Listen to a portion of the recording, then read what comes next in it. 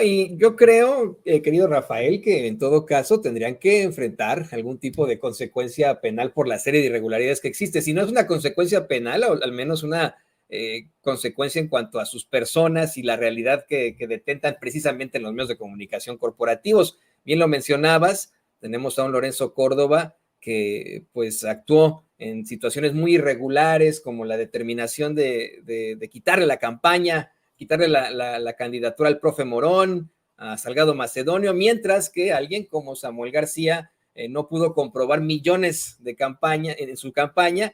A él sí le permitieron seguir y se convirtió en una de nuestras peores desgracias nacionales que gobierna en estos momentos Nuevo León. Pero hay otra parte muy importante que se nos está olvidando aquí.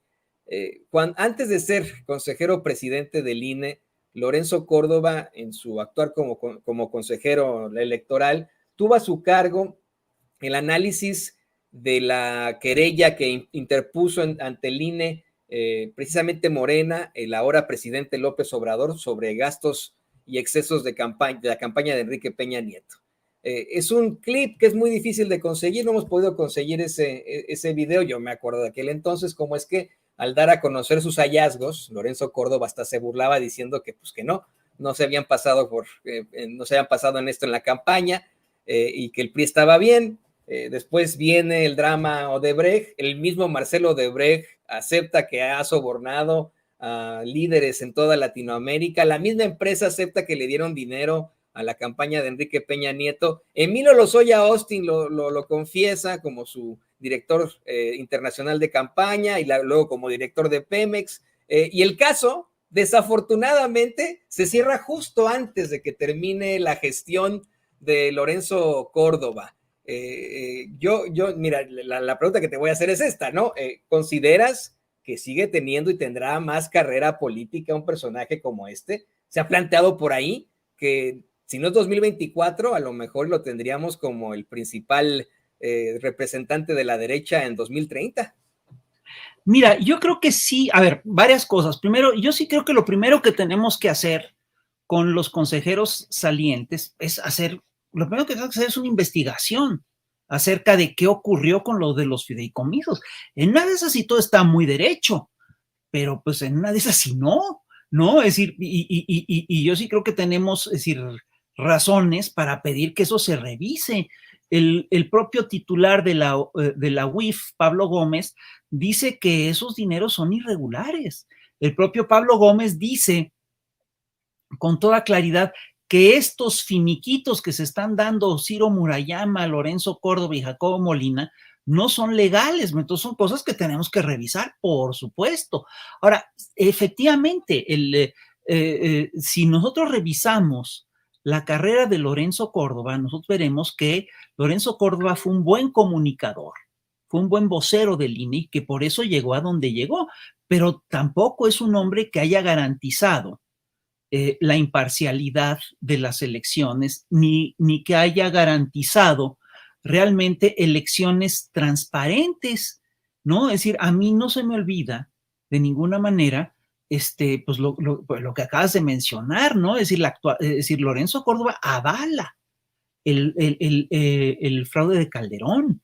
Ya era consejero y vota a favor del fraude de Calderón. Esto que estás contando también es inolvidable, es una ofensa inolvidable.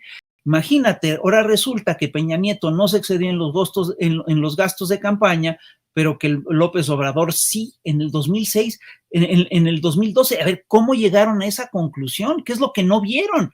Es decir, ¿cómo le hicieron para no ver lo que todos los ciudadanos vimos?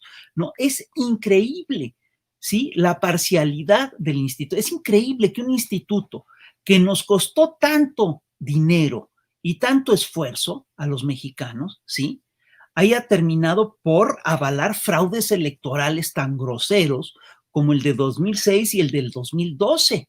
Entonces, y fíjate otra cosa que también hay que revisar.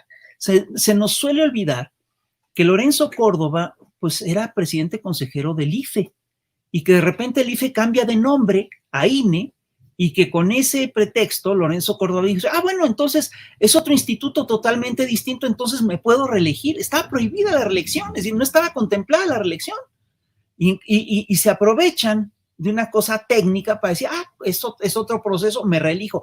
Es como si de repente, y lo cuento estrictamente para pesadilla de la derecha mexicana, de repente el Congreso mexicano decidiera cambiarle el nombre a la República Mexicana por República de México, y entonces alguien dijera, bueno, y ahora sí ya se puede reelegir López Obrador, pero eso por supuesto que no va a pasar, pero es lo mismo, es decir, es una chicana, eso es un juego sucio, eso es una cosa muy indebida. Entonces, ¿cómo hacen estas cosas estos señores? Y fíjate, lo que tú estás tocando es muy serio, es muy importante. Ahora Lorenzo Córdoba se encuentra con que se sale del Instituto Nacional Electoral, no sabe mucho qué hacer. Me llama poderosamente la atención que se quiera presentar como articulista o editorialista de un medio tan parcial como Latinos, ¿no? Me parece que ahí no puede estar el árbitro electoral, supongo un exárbitro electoral, es decir, eso no sé si él se da cuenta, pero lo ensucia y básicamente valida muchas de las críticas que se le han hecho, pero yo sí estoy convencido que Lorenzo Córdoba sí tiene aspiraciones políticas. Yo sí creo que él va a operar a muchos niveles como una suerte de vocero de la oposición en los próximos meses. La ley le prohíbe al árbitro electoral buscar cargos o candidaturas durante, creo que son 2 años o 2 años y cacho, no estoy seguro, pero se lo prohíbe de manera que legalmente no puede presentarse como candidato en los próximos años, en los próximos 2 años, pero sin lugar a dudas, la derecha lo considera digamos, un valor suyo, lo considera un activo de esa rama de la política, y pues a mí me parece que ahí están haciendo un muy mal cálculo tanto Lorenzo Córdoba como Claudia X González, como los partidos que lo puedan o pretendan postular. Yo creo que es importante para ellos, entre otras cosas, porque era un operador. Es decir, eso, vamos, el que sea importante para ellos te revela qué tan eficaz era como operador político entre el PRI, el PAN y el PRD, porque estos 3 partidos, hay que recordarlo, son partidos que siempre se llevaron horrible, que tienen diferencias profundas, que son capaces de hacerse trampa y media, trapacería y media, y sin embargo, siempre acababan negociando. Yo estoy convencido de que uno de los negociadores que estaban en la cúpula de todo este proceso, pues era Lorenzo Córdoba, y eso tenía que ver, entre otras cosas, con su cargo al frente, con el hecho de que estaba al frente del Instituto Nacional Electoral. Ya fuera del Instituto Nacional Electoral, no sé qué tan eficaz sea como negociador, ¿no? Eso lo tendremos que ver, porque el cargo, por supuesto, que lo fortificaba como negociador del PRIAN.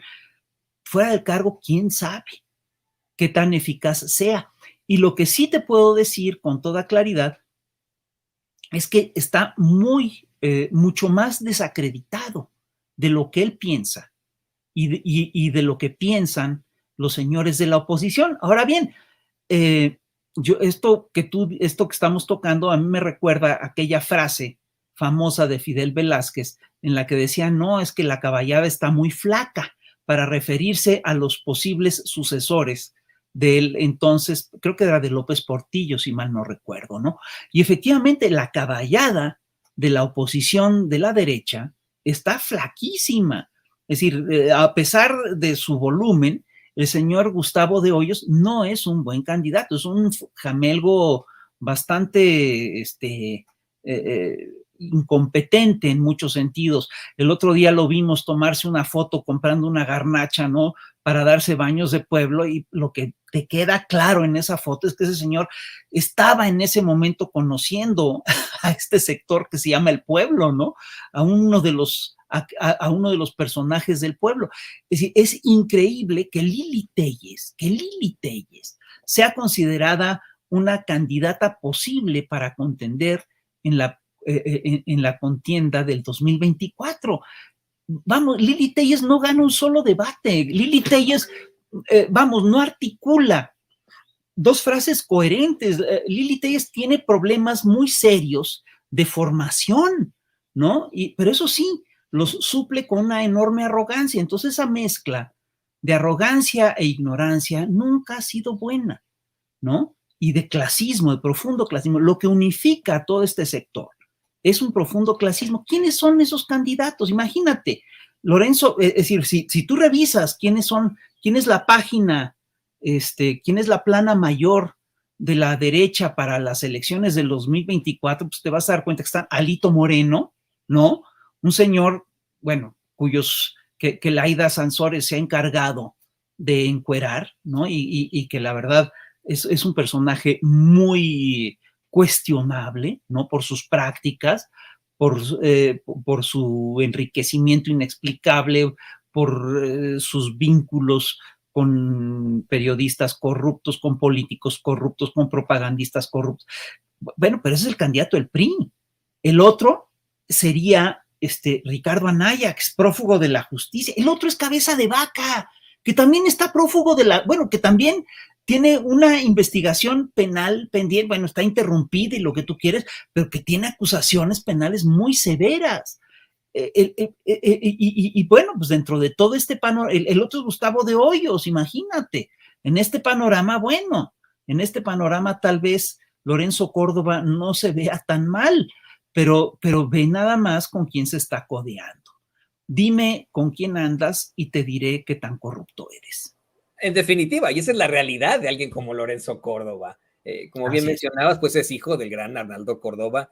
En mi opinión, le pasa exactamente lo mismo que a José María Morelos y Pavón con Juan Nepomuceno, a quien, por cierto, sufrió mucho racismo durante su vida, Juan Nepomuceno. Él es uno de los mexicanos que van ahí al castillo de Miramar a pedirle, a rogarle a Maximiliano que vaya y se haga el emperador máximo de México, y a él no lo ponen en la pintura, ¿no? Por racistas.